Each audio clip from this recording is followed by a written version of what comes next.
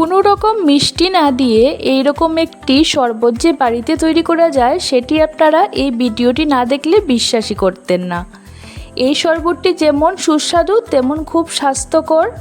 এই গরমের মধ্যে শরবতটি যদি আপনারা খান আপনাদের শরীর এবং মন উভয়কেই ঠান্ডা রাখতে সাহায্য করবে। তাহলে চলুন এই রিফ্রেশিং এবং টেস্টি শরবতটি কী করে বাড়িতে তৈরি করা যায় সেই রেসিপিটি আজকের ভিডিওতে আমরা জেনে নেই। এই শরবতটি তৈরি করার জন্য এখানে আমি নিয়েছি 2টা শসা। প্রথমে আমি শসাগুলোর খোসাগুলো ছাড়িয়ে নেব। অনেকে খোসা সত্ত্ব শসাটার শরবত তৈরি করেন, কিন্তু এখানে আমি খোসাগুলো ছাড়িয়ে নিলাম, কারণ না হলে পরে তেতো ভাবটা চলে আসতে পারে। এইভাবে করে আপনারা শসার খোসাগুলো ছাড়িয়ে নেবেন। এক এক করে আমি উভয় শসারই খোসা ছাড়িয়ে নিলাম।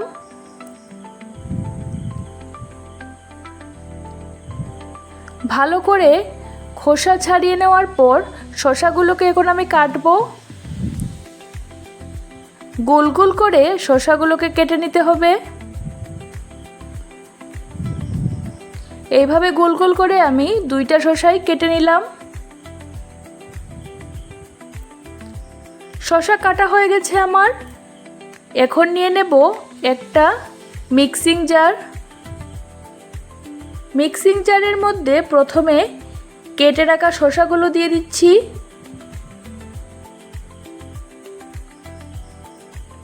তারপর দিয়ে দেব 1 থেকে 1.5 ইঞ্চি পরিমাণ আদা।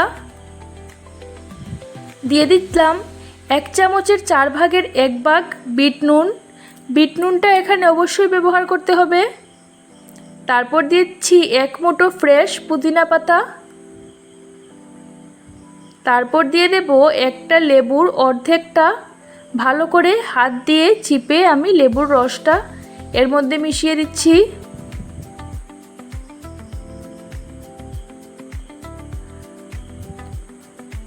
এইভাবে হাত দিয়ে নিংড়ে নিয়ে লেবুর রসটা দিয়ে দেবেন। এখানে আমি কোনো রকম চিনি ব্যবহার করব না। অল্প একটু জল দিয়ে আমি এটার একটা মিহি পেস্ট তৈরি করে নেব। দেখুন, এটার একটা পেস্ট তৈরি করে নিয়েছি। তারপর নিয়ে নিলাম একটা বাটি। উপরে একটা ছাঁকনি দিয়ে আমরা শসার পেস্টটাকে এখন ছেঁকে নেব। তাহলে যে অল্প একটু বড় বড় পার্টিকেলস থাকে সেগুলো ছাঁকনির মধ্যেই আটকে যাবে। ভালো করে এইভাবে করে ছেঁকে নেবেন। না ছাঁকলে শরবতটা খেতে ভালো লাগবে না।